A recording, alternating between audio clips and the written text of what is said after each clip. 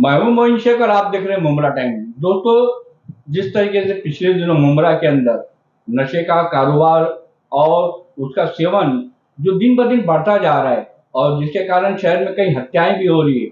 अगर हम बात करें कौसा देवरीपाड़ा परिसर के झंडे वाला बाबा परिसर में पिछले दिनों एक हत्या हुई थी और उसके ठीक 2 दिन के बाद मुमरा के रिजवी बाग में भी एक हत्या का मामला सामने आया था। तो कहीं ना कहीं दोनों ही हत्याओं का ताल्लुक जो था वो ड्रग्स को लेकर था। जिस तरीके से मुमरा में ड्रग्स का कारोबार फलता फूलता जा रहा है और हमारी युवा पीढ़ी जो है नशे के दलदल में जिस तरीके से धंसती जा रही है, इसको लेके शहर के लोगों की चिंताएं काफी बढ़ गई है। आखिर कैसे थमेगा ये नशे का कारोबार और उसका सेवन, इसी पे चर्चा करने के लिए हमारे साथ शहर के चर्चित समाज सेवक नूरुद्दीन नायक साहब मौजूद है। आइए हम उनसे बात करते हैं और जानने की कोशिश करते हैं कि नशे के खिलाफ उनका इस मामले पे क्या कहना है। नूरुद्दीन भाई, क्या कहना चाहोगे? ऐसा देखने में आ रहा है इस समय मुमरा शहर के अंदर नशा जो है उसका फैलाव काफी तेजी से हो रहा है और पुलिस भी कहीं ना कहीं इस नशे के फैलाव को रोकने में असमर्थ साबित हो रही है। तो क्या कहना चाहोगे? आजकल जो माहौल बना हुआ है, जो क्राइम का ग्राफ जो दिन ब दिन ऊपर होता जा रहा है, इस बारे में आपका क्या कहना है? अस्सलाम वालेकुम रहमतुल्लाहि व बरकातहू। मोइन भाई, मैं आपका शुक्रिया अदा करता हूँ कि आप मुमरा के ताल्लुक से काफ़ी न्यूज़ बनाते रहते हो। आप देखोगे कि मुमरा की जो हालात है, मुमरा के जो हालात है, दिन पे दिन जो है बद से बदतर होते जा रहे हैं। हमारे को तो मुमरा में रहते हुए 40 साल के ऊपर हुए। पहले मुमरा को लोग तड़ीपार एरिया बोला जाता था, जबकि बिल्कुल झूठ था। हाँ, ये हो सकता था कि कुछ लोग जो है मुंबई में क्राइम करते थे या और भी कहीं क्राइम करते थे, तो उनको शायद मुमरा तड़ीपार किया जाता था, हो सकता है।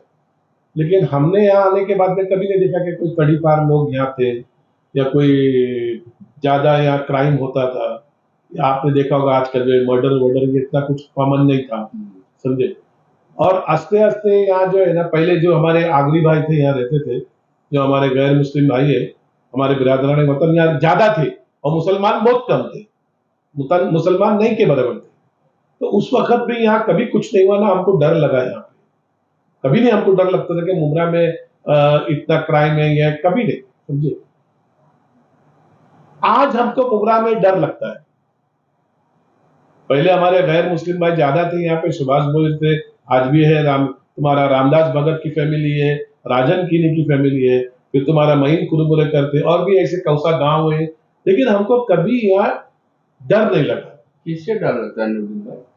आज तो अपने लोगों से डर लग रहा है, जिसको मैं और आप मुसलमान बोलते हैं। वो मुसलमान, मैं हमेशा लोगों को बोलता हूँ, मुसलमान नहीं है सर। जिससे लोग डरते हैं वो मुसलमान नहीं हो सकता। हाँ, वो अलबत्ता मियाँ भाई हो सकता है, क्योंकि मियाँ भाई अपनी जिंदगी जीता है। मुसलमान अल्लाह और अल्लाह के रसूल की बताई हुई जिंदगी में चलता है, समझे। यहाँ मैं आपको दो फर्क करा दूं, वह आतिउल्लाह व आतिउ रसूल। ये अल्लाह और अल्लाह के रसूल पे इताअत करने वाला मुसलमान होता है, और जो अपनी चलन पे चलने वाला और शैतान की राह पे चलने वाला वो मियाँ भाई होता है। तो अल्लाह ने आपको तो कुरान के अंदर वाजे कर दिया कि मैंने कत्ल तुम पे हराम करा दिया। अगर किसी ने एक इंसान को मारा, उसने पूरी इंसानियत को मारा। किसी ने एक इंसान की जान बचाई, उसने पूरे इंसानियत की जान बचाई। आज मुमरा के अंदर जो हालात आप देख रहे हो, इस कदर खराब होते जा रहे हैं, कहीं संभलने का उसको मौका नहीं मिल रहा है। और ये सारे इसका कारण क्या है नूरुद्दीन भाई? देखिए, मुमरा के जो हालात दिन ब दिन खराब होते जा रहे हैं, क्राइम का ग्राफ बढ़ते जा रहा है, नशा आम होते जा रहा है, उसकी वजह यह है कि मैं आपको बता दूं, उसका कारण यह है इलिटरेसी। एजुकेशन हमारे पास ज्यादा नहीं है। हाँ, हमारे पास पॉवर्टी है, गरीबी है। मुमरा में lower to lower middle class के लोग रहते हैं यहाँ पे। हाँ, पैसे सबको चाहिए, हालात बन रहे क्योंकि जेब में पैसा नहीं है।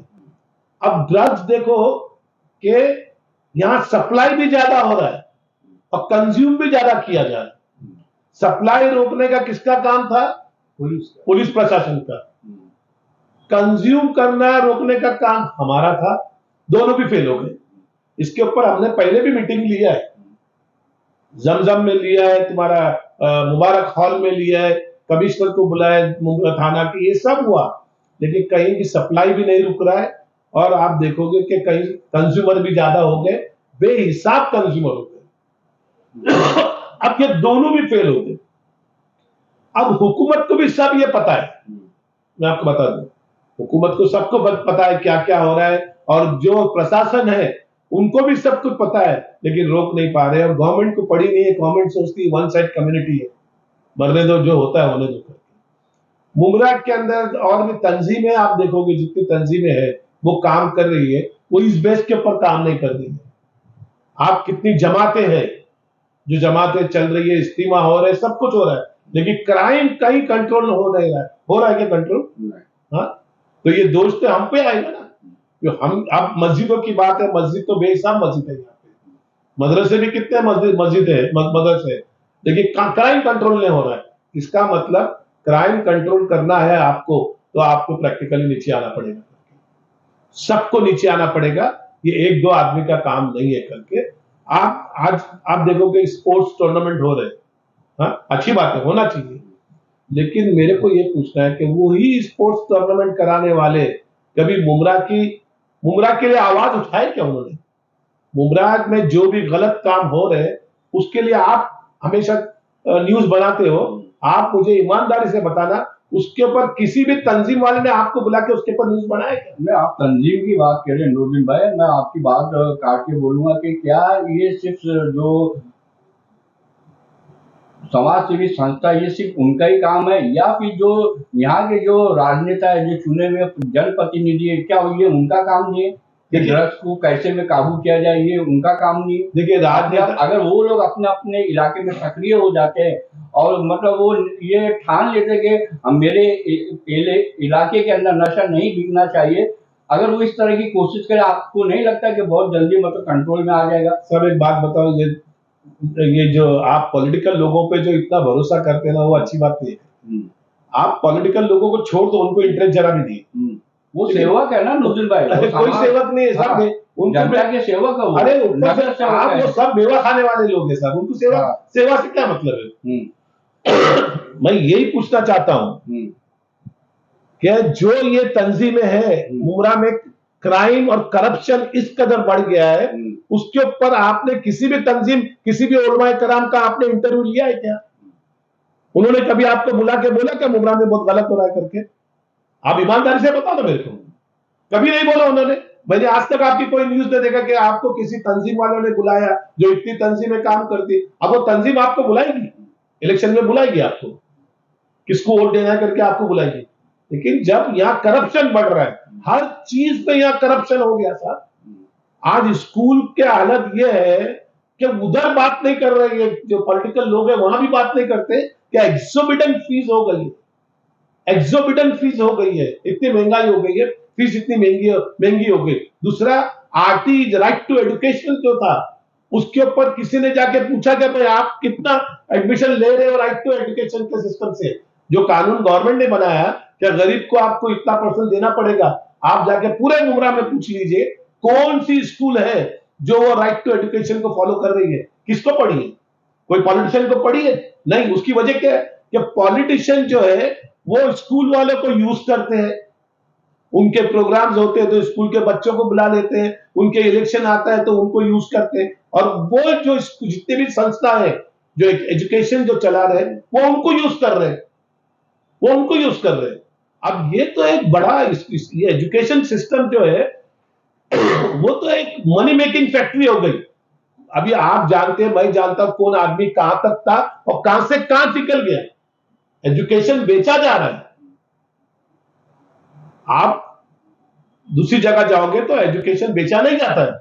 आप मुमरा के अंदर देखो या इंडिया में देखो, आप एजुकेशन बिल्कुल महंगे इसके अंदर बिका जा रहा है, और जो गरीब के बच्चे हैं वो दिन पे दिन जो एजुकेशन से बाहर आ रहे हैं। अब जब एजुकेशन से आप ड्रॉप आउट हो जाओगे, या तो आप ड्रग्स कंज्यूम करोगे या ड्रग्स पेडलर बन जाओगे। अभी मेरे को, मैं आपको बताऊं, कुछ 8 दिन पहले वर्षा विद्या करके है, जो ड्रग्स के ऊपर पुलिस डिपार्टमेंट में है, मेरी फ्रेंड है वो, मैंने कुछ दिन पहले उनको फोन किया था कि वर्षा यहाँ बहुत ड्रग्स बिकता है। बोले नूर भाई मैं क्या बताऊं आपको, अभी 6 दिन पहले मैंने सायन कोलीवाड़ा में रेड कराई। मैंने 6 लोगों को मैंने पकड़ी, उनको अंदर कर दी, मैंने उनको अपने जेल में डाल दिया। उसने बोले क्या नूर भाई बहुत अफसोस हो रहा है, बोलते हुए बुरा मत लगाना, 6 मुसलमान है। अच्छा नूरुद्दीन भाई, ये बात आपने जो कही है, मैं इसी के ऊपर एक सवाल पूछना चाहता हूँ। ऐसा देखने में आता है कि जो मुस्लिम बहुल शहर होते हैं या इलाके होते हैं, वहीं पे ये नशे की बिक्री या उसका सेवन ज्यादा होता है, ऐसा क्यों? भाई आज की बात नहीं है मोहिंगे, आप भी मुमरा नागपाड़े पे रहते थे। देखिए ये पहले से मेरे बचपन से देख रहा हूँ कि ड्रग्स का बिजनेस हम लोग ही करते थे और हम लोग ही पीते थे। डोंगरी में बोलो, नागपाड़ा बोलो, कमाटीपुरा बोलो, नल बाजार बोलो, कहाँ नहीं ड्रग्स बिकता था। जहां भी मुस्लिम डोमिनेटेड एरिया थे वहां ड्रग्स धड़ल्ले से बिका जाता था और मुसलमान बच्चे पहले से पीते थे। इसमें कोई नई बात नहीं है। आखिर सरकार या पुलिस प्रशासन क्यों नहीं, मतलब साहब ये ड्रग्स को कंट्रोल नहीं कर सकते हैं, मैं बता रहा हूँ। कोई कितना आएगा, चिल्लाएगा, पिल्लाएगा, सर पटकेगा, उसकी वजह ड्रग्स इंटरनेशनल माफिया है। इसमें बहुत पैसा है सर, बहुत पैसा है। जो लोग समझो बहुत फास्ट जिन्होंने पैसा कमाया, आप देख लो कि जिन्होंने फास्ट पैसा कमाया और वो दूसरे बिजनेस में आ गए तो उन्होंने ड्रग्स का ही बिजनेस किया है, नहीं तो ड्रग्स के सिवाय इतना पैसा किसी भी बिजनेस में नहीं है। आपको जो ड्रग्स में जितना है, मैं समझता हूं, या आजकल देख लो कि लोगों को मैं देख रहा हूं कि कल तक ये कुछ नहीं था, अल्लाह उसको देता है, मैं अल्हम्दुलिल्लाह शुक्रिया अदा करता हूं, उसको भी, उनको भी शुक्रिया अदा करता, लेकिन इतना धड़ाने से जो पैसा आ रहा है उनके पास भी, तो मैं समझता हूं कि ये ड्रग्स के सिवा नहीं आ रहा। इसकी तहकीकात गवर्नमेंट को करना चाहिए, इसकी तहकीकात एजेंसीज को करना चाहिए, लेकिन अब सब मिली जुली गवर्नमेंट है, उसको क्या कर सकते हो करके, वरना ड्रग्स को कंट्रोल नहीं कर सकते साहब।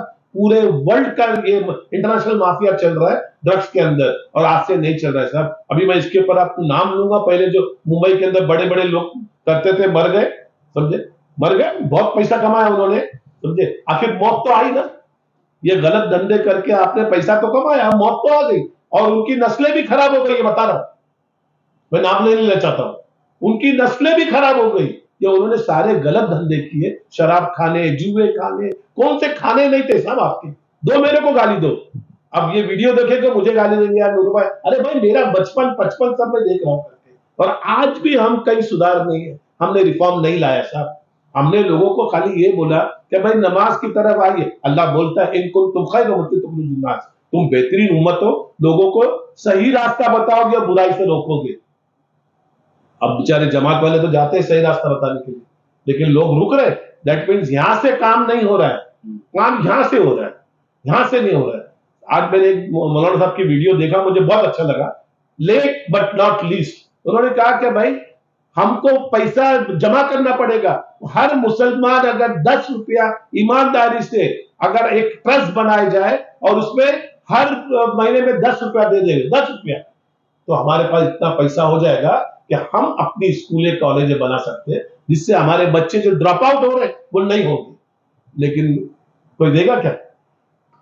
मस्जिद के अंदर आप जाइए, चंदा जमा होता है तो लोग 5 रुपया और चिल्लर पैसे डालते हैं, पान खा के थूक देते हैं, रोज के 100-200 रुपए के, बीड़ी पी के थूक देते हैं, गुटखा खा के थूक देते हैं, गलियां खराब कर देते हैं, बिल्डिंगें खराब कर देते हैं, हर चीज खराब कर देते हैं, लेकिन नहीं देना है उनको पैसा, तो भाई मस्जिद को चंदा नहीं देना है, नहीं देना है, एजुकेशन के लिए पैसा नहीं देना है। ये हमारे कौम की हालत हो गई है, तो क्या करोगे? कहां से जो आपको आपका मजहब बोल रहा है कि जो लोग पढ़े लिखे नहीं है वो कुछ नहीं कर सकते।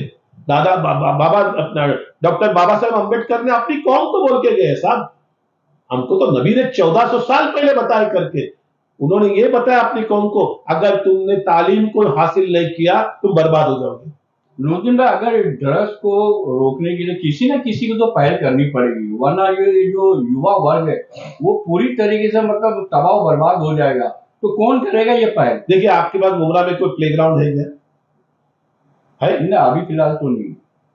अरे आने वाला भी नहीं है आपके पास प्लेग्राउंड, आने वाला कहां से? आपके पास सारा रिजर्वेशन तो आपका खत्म हो गया सर। नहीं, आमदार साहब ने कहा है, अरे छोड़ो ना यार, मैं उसकी बात नहीं कर रहा हूँ। हाँ। देखो मुमरा से मेरे को कोई लेना देना नहीं है, आपने छेड़ा मुझे तो इसलिए बता रहा हूँ। आपके पास कोई प्लेग्राउंड है? सब हम लोग भी बास्केटबॉल प्लेयर है, हमारे पास प्ले ग्राउंड था। शाम को हम जो है हमारे स्कूल से आने के बाद पढ़ाई करने के बाद हम बास्केटबॉल खेलते थे। तो शाम को वहां पे एक टाटा मास्टर थे, वो आते थे, सीटी मारते थे, सारे बच्चे लड़के लड़कियां जमा होती थी, वो हमको स्पोर्ट्स खिलाते थे, इधर कबड्डी खिलाते थे, खो खो खिलाते थे, रनिंग कराते और भी स्पोर्ट्स कराते थे। आपने किधर मुमरा में देखा है? तो कहां से आपके बच्चे तो वहीं जाएंगे ना, ड्रग्स में जाएंगे था। हमारे इधर नागपाड़ा जब मैं रहता हूँ ना, वहां अलहमदुल्ला ड्रग्स फ्री था। जो सुरती मोहल्ला, हुजरा मोहल्ला, तेली मोहल्ला, टेंकर मोहल्ला, ये उधर प्रॉब्लम था, हमारे इस तरफ प्रॉब्लम नहीं था, अच्छे लोग रहते थे, समझे। अब वो ग्राउंड भी हमारे खत्म हो गए। किसने खत्म किया? तुम बाहर वाले को बोलते हैं ना, खत्म तो तुमने किया अपने ग्राउंड। नागपाड़ा का ग्राउंड जो है नागपाड़ा नेबरहुड बास्केटबॉल है, वो थोड़ा बच गया, हमने कब्जा करने को नहीं दिया, बाहर कब्जा हो गया। नागपाड़ा ग्राउंड से साहब हमने 5 इंडिया को कैप्टन दिया है बास्केटबॉल के, 5 कैप्टन दिए। अब झूला मैदान था, आप जाके देखिए मदनपुर के अंदर झूला मैदान, वहां मैंने मेरे बचपन में मेरा सवाल था कि नशे पे मतलब इसकी रोकथाम कैसे होगी? नहीं होगी साहब, आप कितना भी कोशिश कर लो। तो आप एक युवा नस्ल है क्या यूं ही मतलब तबाह? इसको हमको काउंसलिंग करना पड़ेगा। देखिए एक अगर कोई काम कर रहा है, अगर ये सब मतलब नशे को कंट्रोल करने की जिम्मेदारी किसकी बनती है? देखिए मैं एक बात बताता हूँ आपको, एक तो प्रशासन की है, दूसरी हमारी भी है। अगर हम सोच रहे खाली उनकी है तो गलत बात है, उनकी भी हमारी भी है। आपको पता है ना कौन कर रहा है करके, जाके बात करो। मैं आपको बताता हूँ, अभी लास्ट संडे शानू के यहाँ मेरी मीटिंग थी, शानू की हमारी उसकी बच्ची से। देखो मर्जिया पठान को मैंने करीब से देखा ना, बच्ची बहुत अच्छी है।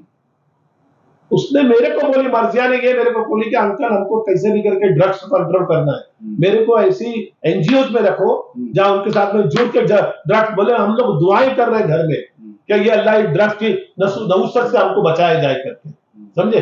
हर आदमी कोशिश कर रहा है। वो बच्ची ने कम से कम ये तो बोला मेरे को कि अंकल मेरे को ऐसी एनजीओ पे डालो जिनके साथ में मैं ड्रग्स पे काम करना चाहती हूँ करके। मुमरा में ड्रग्स इस कदर धराने से बिक रहा है कि बच्चे बर्बाद हो रहे हैं, समझे। और बोले हम दुआएं कर रहे करके। शानू मेरे को बोला क्या करेंगे आप करके। खैर अभी मैं आपको बताता हूँ, देखो झूला मैदान जो है ना, उसके अंदर आप देखोगे पहले बास्केटबॉल के टूर्नामेंट होते थे, वहां कुश्ती सिखाई जाती थी, रेसलिंग सिखाई जाती थी, लट सिखाई जाती। आपने उस पूरे ग्राउंड के रास्ते लगा दिए, पूरे प्ले ग्राउंड को आपने कब्जा कर दिया, वहां झोपड़पट्टी हो गई, लोगों ने बंद कर दिया, टूर्नामेंट खत्म, मैच खत्म, कुछ खत्म। कैसा होगा सर? पहले हमने नागपाड़ा से आपको बताऊं 5 हमने जो है ना कैप्टन दिए, और बच्चे जो स्पोर्ट्स करते थे हम लोग ने जो खेला है ना, तो 10वीं के बच्चे, 8वीं के बच्चे टीटीसी बन गए, बैंक में काम कर रहे, स्पोर्ट्स कोटा में चांस मिलता है। अभी मुमरा में देख रहे हो, अभी छोटे मोटे टूर्नामेंट करा रहे, ये सब खाली कुछ नहीं होने वाला है इसके अंदर आपको कोई सिलेक्शन नहीं होने वाला है। हमारे यहाँ आज भी सिलेक्शन होता है, बास्केटबॉल बिलियर का सिलेक्शन होता है बैंक में, यहाँ सिलेक्शन होने वाला नहीं। हम चाहते हैं कि टूर्नामेंट ऐसे होना चाहिए कि अब मुमरा से सिलेक्शन होना चाहिए कि अभी मुमरा से 4 बच्चे काय में गए, क्रिकेट में गए, 3 बच्चे काय में गए, फुटबॉल में गए, 2 बच्चे काय में गए। आपके यहाँ तो सिलेक्शन है ही नहीं, खाली हर साल आप खिला रहे हो, कुछ नहीं होने वाला उससे। यहाँ जब तक प्ले ग्राउंड नहीं होएगा और आपको प्रोफेशनल वे से अगर नहीं करोगे, प्रोफेशनलिज्म से नहीं करोगे तो कुछ नहीं होने वाला। प्ले ग्राउंड के ऊपर मुमरा में कौन आवाज उठा रहा है मेरे को बताओ ना, कोई आवाज उठा रहा है? मैं ये देख रहा हूं कि एमआईएम आवाज उठा रही, एमआईएम आवाज उठा रही, आपके न्यूज पे देखा मैंने, आवाज उठा रही है एमआईएम। मेरे को बताइए डॉक्टर अल्तमश फैजी किधर गुल हो गए? है बाजार में है? हाँ अभी फिलहाल तो नहीं। आवाज किए सब गुल हो गए करके, हाँ सब गुल हो गए। तो ये अगर होगा कि भाई आवाज करो गुल हो जाने, आपको रास्ते पे उतरना पड़ेगा। अगर मुमरा के लोग चाहते हैं हमारे बच्चों का मुस्तकबिल अच्छा होना चाहिए, जो कि मुझे नहीं लगता है कि किसी मुमरा के लोगों को, माँ बाप को या उनके पेरेंट्स को इंटरेस्ट है कि हमारे बच्चों की लाइफ अच्छी होना चाहिए, उनको इंटरेस्ट नहीं। अगर होता तो रास्ते पे आ जाते। अच्छा नूरुद्दीन भाई, जैसे मैं भी जानता और आप भी जानते हैं, और अभी थोड़ी देर पहले आपने कहा भी कि हजरत मोइन मियां ने नशे के खिलाफ अपना एक अभियान चलाया था और उसकी रोकथाम के लिए उनकी कोशिशें अब भी लगातार जारी है। तो क्या उनके अलावा जो हमारे शहर के जो दूसरे उलमा है उनको भी नहीं आगे आने चाहिए? और मस्जिदों के इमाम जो है जुम्मा की नमाज के अंदर नशे के ऊपर मतलब क्या खुतबे के अंदर नहीं लोगों को मतलब सर मैं आपको बताऊं एक बात, ये देखिए मैंने यही देखा हूँ क्या, मोइन मियाँ, हजरत मोइन मियाँ साहब जो है वो नशे के खिलाफ लड़ रहे, उनके साथ में रजा एकेडमी वाले लड़ रहे, ये लोग लड़ रहे, दूसरी तंजीमें कोई आ रही क्या? आपको दिख रहा है क्या अहले हदीस कहीं भी नजर आते हैं आपको? ईमानदारी से बोलो, डरने की बात नहीं है साहब इसमें। यहाँ तो अल्लाह को हाजिर नाजिर जाके बोलो। कहीं देखा आपने अहले हदीस साथ में आए? कभी आपने देखा कि तबलीग जमात के लोग साथ में है? कभी देखा कि जमात इस्लामी इसके पर लड़ रही करके? कोई नहीं लड़ रहा। सॉरी, बरकतिया मस्जिद के अंदर मौलाना जहीरुद्दीन खान, जहीरुद्दीन काश्मीर साहब, वो बयानात करते हैं बहुत अच्छा। वो ड्रग्स के ऊपर बयान कर रहे, वो एजुकेशन के ऊपर बयान कर रहे, वो मुमरा के सिस्टम के ऊपर बयान कर रहे। और कौन कर रहा है मुझे बताइए ना। अगर मौलाना सब लोग अगर जमा होके हजरत मोइन मियाँ के पास जाके कहेंगे कि नहीं हमको ईमानदारी से काम कर रहा है, ये नहीं कि तेरी भी चुप मेरी भी चुप, इनका मुंह देखा मैंने खामोश हो गया, उनका मुंह देखा मैं खामोश हो गया, ये नहीं चलेगा साहब। आपको ईमानदारी से काम करना पड़ेगा। और दूसरा जो जाम उमरा के लोग हैं उनको अगर नहीं पड़ी है, अगर वो रास्ते पे आने को तैयार नहीं है, वो प्रशासन से अगर क्वेश्चन आंसर नहीं कर रहे, वो यहाँ के पॉलिटिकल लोगों से क्वेश्चन आंसर नहीं करते, तो तुमको और हमको क्या पड़ी है फिर? हमारे कौन से बच्चे, अल्हम्दुलिल्लाह हमने हमारे बच्चों को कंट्रोल करके रखा था, समझे, हमने कंट्रोल करके रखा था। दूसरा मैं आपके चैनल से बताना चाहता हूं, मुमरा रात को 10 बजे बंद होना चाहिए। अच्छी सिटी जो है रात को 10 बजे बंद होती, 10 बजे के बाद तो क्राइम शुरू हो जाता है। आपको इस्लाम ने क्या बोला कि भाई ईशा की नमाज पढ़ो, घर चले जाओ, खाना मगरिब के पहले खा लो, ईशा की नमाज पढ़ो, घर चले जाओ, सो जाओ। अगर आप पूरी रात सो गए और फजर की नमाज में आपने ताजुद नहीं पढ़ा, लेकिन फजर में अगर आप उठ गए तो आपको पूरी रात का सवाब मिलता है। ये कौन सिखा रहा है आपको? हमारा धर्म सिखा रहा है। आप उसको तो फॉलो नहीं कर रहे हो करके। हाँ, रमजान में भी वैसी है। रमजान आएगा तो देखो होटलों में धराने से सब चालू, खाना पीना, रात भर जागते, दिन भर सोते। तो ये कौन सा इस्लाम है? ये कौन से रोजे में पूछना चाहता हूँ, ये कौन से रोजे? वही हालात मुमरा की नहीं, हर मुसलमान इलाके की ये हालत है। रात को 10 बजे नहीं, रात को 3 बजे तक अननेसेसरी लोग घूमते रहते, दुकानें खुली रहती है, आप खोल के रखोगे तो कौन आने वाला है उधर? और रात को तो जागता है, वो सुबह में सोता है क्या? तो वो काम धंधा करता है क्या? फिर वो पैसा कहां से लाता है ड्रग्स पीने के लिए? वो पैसा कहां से लाता है खाने पीने के लिए? उल्टे सीधे काम करता है। रात को जागने वाला शैतान के सिवा कोई नहीं होता है। जो जितने भी असरात है, शयातीन जो है, ये जिन्नात जो है, ये रात को मगरिब के बाद बाहर निकलते, ये मार रात को। तो मुमरा की सिटी रात को मैं चाहता हूं कि प्रशासन से, पुलिस डिपार्टमेंट से, मैं पॉलिटिशियन को भी रिक्वेस्ट करता हूं, एनजीओ को रिक्वेस्ट करता हूं कि सब मिलकर पुलिस कमिश्नर साहब के पास जाना चाहिए। मुमरा की सिटी रात को 10 बजे बंद होना चाहिए, ताकि यहां रात को 10 बजे अगर हॉकर्स वॉकर्स सब हटा दो सर, देखो क्राइम कंट्रोल में आ जाएगा। ये रात को पान वाले क्यों खुले रखते? ड्रग्स बेच रहे सब। पान के अंदर क्या डाल के बेच रहे हैं वो अल्लाह ही जानता है। हाँ, पान की दुकानें 2-3 बजे तक क्यों खुली रहती भाई?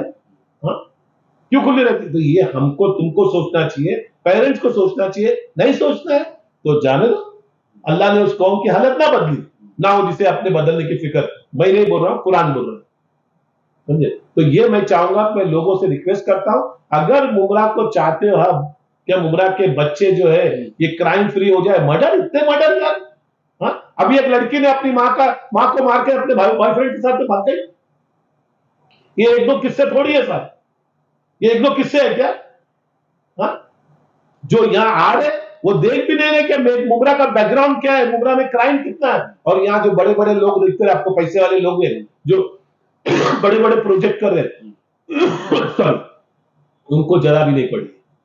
वो बड़ों का काम था कि यार नहीं यार, हम तो यहाँ लोगों को लाके बसा रहे, लेकिन क्राइम इतना है, हाई रेट पे है, और यहाँ एजुकेशन का सिस्टम खराब है, हमको आना पड़ेगा। वो सिर्फ अपना पैसा कमा रहे, मिल्कियत पे मिल्कियत बना रहे, और पूरी कौम को जो है ना वो आग में झोंक रहे। झोंको, तुम भी बचने वाले नहीं हो, तुम भी बचने वाले नहीं है। अल्लाह का जब अजाब उतरता है, जब आप अनाज पे पीसने भेजते हो गेहूं, तो उसके साथ में कंकर भी पीसे जाते हैं, तुम भी पीसे जाओगे इंशाल्लाह।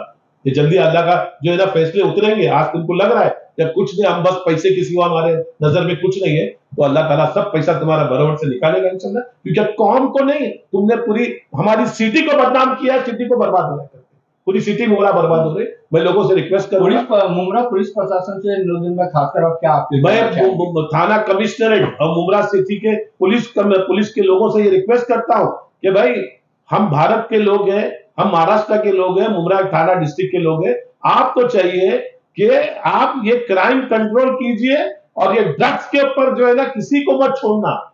और अगर कोई प्रेशर भी आता है, आपका काम है, अरे पुलिस चाहे तो कोई मंदिर मस्जिद के पास से एक चप्पल नहीं उठा सकता है साहब, नहीं उठा सकता है, फिर इतना बड़ा ड्रग्स का बिजनेस कैसे चल रहा है? तो ये ड्रग्स का जो बिजनेस है, ये मिलीजुली गवर्नमेंट है सब उसको अब भाई आप पब्लिक को रास्ते पे आना पड़ेगा, जब जाके अगर मुमरा को आप बचा सकते हो। प्लेग्राउंड की हमको जरूरत है, जो ऐसा नहीं कि यहाँ मैच खेले वहां खेले, आज खेले गुल हो गए, ऐसा नहीं, ये डेली होना चाहिए, प्रोफेशनल वे से होना चाहिए। वरना ये जिमखाने क्यों है भाई? इस्लाम जिमखाना, पारसी जिमखाना, पुलिस जिमखाना क्यों है? कि एक दिन खेल के भाग जाते हो लोग, कि 4-5 दिन का टूर्नामेंट खेले भाग गए। हमारे यहाँ नागपड़े में आज भी वास्को के टूर्नामेंट होते, 20-20 दिन 25-25 दिन टूर्नामेंट होता है। हम भी टूर्नामेंट करते, हम दिखावे का नहीं करते सर, हम खाली हमारे इधर का नहीं करते, पूरे इंडिया से टीम को बुलाते हैं करके। तो ये सब दिखावे मुमरा में जब तक बंद नहीं होगे ना, सबको दिखाना है कि भाई देखो ऐसा कर रहा हूं मैं, लेकिन कोई भी दिल से नहीं कर रहा है, मैं बता रहा हूं। अगर आपको चाहिए तो मुमरा के लोगों को रास्ते पे आना पड़ेगा, जब जाके मुमरा। मैं सारे लोगों से रिक्वेस्ट करता हूं और प्रशासन से रिक्वेस्ट करता हूं कि आप सोचो कि ये हमारे मुल्क के बच्चे हैं, फ्यूचर ऑफ द कंट्री, जो हमारे आगे काम आने वाले हैं, इनको आपको सेव करना पड़ेगा। अस्सलाम वालेकुम रहमतुल्लाहि व बरकातहू। जय हिंद, जय महाराष्ट्र, सारे जहां से अच्छा हिंदुस्तान हमारा।